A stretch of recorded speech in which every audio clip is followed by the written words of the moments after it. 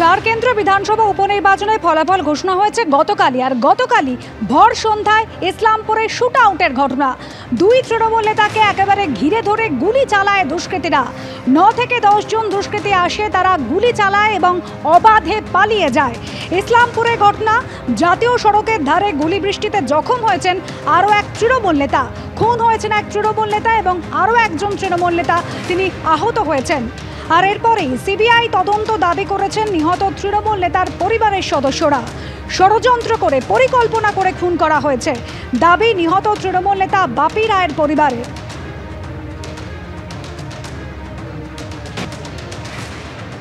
সবাই মিলে বসছিল মিটিং এর মতন। প্রধান ছিল সাজ্জাদ, তারপরে মেহমুদ নামের একটা ছেলে ছিল, তারপরে উপপ্রধান ছিল চন্দন, ওইখানে একটা গৌরাঙ্গ নামের একটা ছেলে ছিল বুল্লির, মেহমুদ নামের একটা ছেলে ছিল। মেহমুদ বলে বলছিল শুনছি যে গৌরাঙ্গরে বলছে এখানে ঝামেলা হবে তুই যা, আগে থেকে বলে বলছে এখানে ঝামেলা হবে তুই যা, গৌরাঙ্গরে বলছে।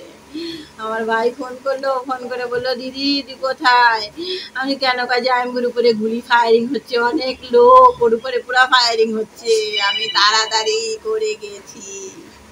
মানে কি মনে হয় পরিকল্পিত ভাবে এটা করা হয়েছে, প্ল্যান করে? হ্যাঁ, প্ল্যান করে করছে। আমি চাই সিবিআই তদন্ত হোক।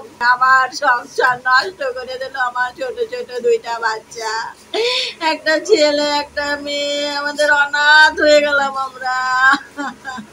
তৃণমূলের কর্মীরা খুন হয় তখন তার পরিবারের লোকেরা বলে আমরা সিবিআই তদন্ত চাই।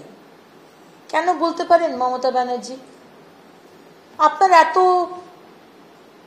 অ্যাডভান্স সরকার,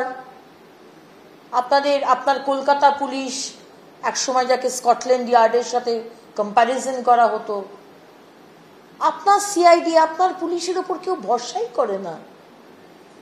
আপনার দলের লোকেরা সিবিআই তদন্ত চাইছে কেন বলুন তো?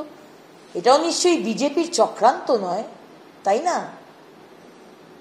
তো মমতা ব্যানার্জির পুলিশ আর প্রশাসন, তাদের উপর বাংলার মানুষ ভরসা করে না। তার পরিবারকে বলবো মমতা বন্দ্যোপাধ্যায়ের প্রশাসনকে ভরসা রাখুন।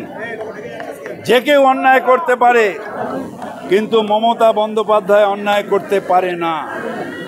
মমতা বন্দ্যোপাধ্যায়ের প্রশাসনে বিচার পাবেন, দুষ্কৃতীরা অ্যারেস্ট হবে, কাউকে ছাড়া হবে না। যে খুন খারাপি করবে তার স্থান হচ্ছে জেলে, সেই কাজটা মমতা বন্দ্যোপাধ্যায়ের প্রশাসন করবে।